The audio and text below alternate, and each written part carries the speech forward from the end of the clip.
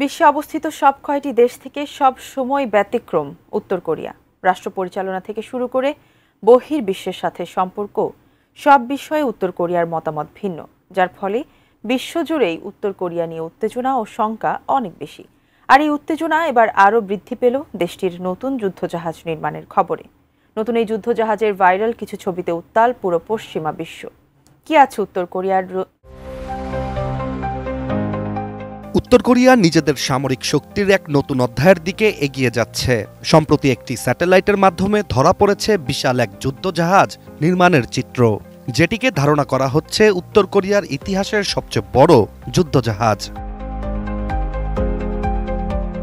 আন্তর্জাতিক গণমাধ্যম CNN এর একটি প্রতিবেদন থেকে জানা যায়, স্বাধীন স্যাটেলাইট প্রতিষ্ঠান ম্যাক্সার টেকনোলজিস ও প্ল্যানেট ল্যাবসের তোলা 6 এপ্রিলের একটি ছবিতেই উত্তর কোরিয়ার নির্মাণাধীন নতুন যুদ্ধজাহাজটি ধরা পড়েছে, যেখানে দেখা যায় দেশটির রাজধানী পিয়ংইয়ং থেকে প্রায় 60 কিলোমিটার দক্ষিণ পশ্চিমে অবস্থিত ন্যাম্পো বন্দরের জাহাজ নির্মাণ ঘাঁটিতেই পানিতে ভাসমান অবস্থায় রয়েছে যুদ্ধজাহাজটি।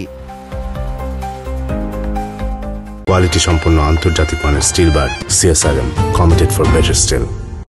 এদিকে ওয়াশিংটন ভিত্তিক centre for strategic and international studies দাবি করছে, উত্তর কোরিয়ার নতুন এই জাহাজটির দৈর্ঘ্য প্রায় 140 মিটার বা 459 ফুট, যা বর্তমানে উত্তর কোরিয়ার নৌবাহিনীর যে কোনো যুদ্ধজাহাজের তুলনায় দ্বিগুণ।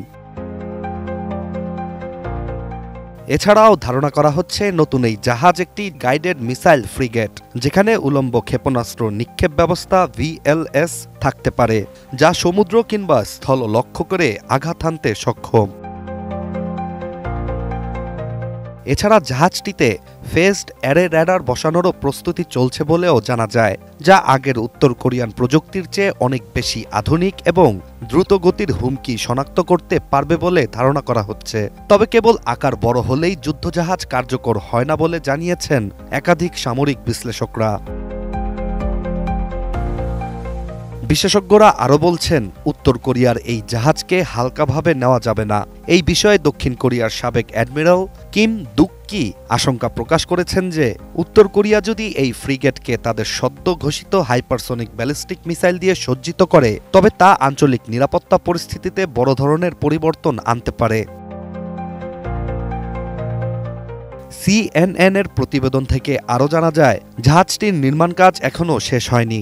স্যাটেলাইট চিত্র বিশ্লেষণ করে দেখা গেছে, এখনও জাহাজটির সুপারস্ট্রাকচার, অস্ত্র ব্যবস্থা এবং ইলেকট্রনিক সেন্সর স্থাপন প্রক্রিয়াধীন, যার ফলে যুদ্ধজাহাজটি সমুদ্র পরীক্ষায় নামতে আরও অন্তত 1 বছর সময় লাগবে বলেই অনুমান করছেন বিশ্লেষকরা।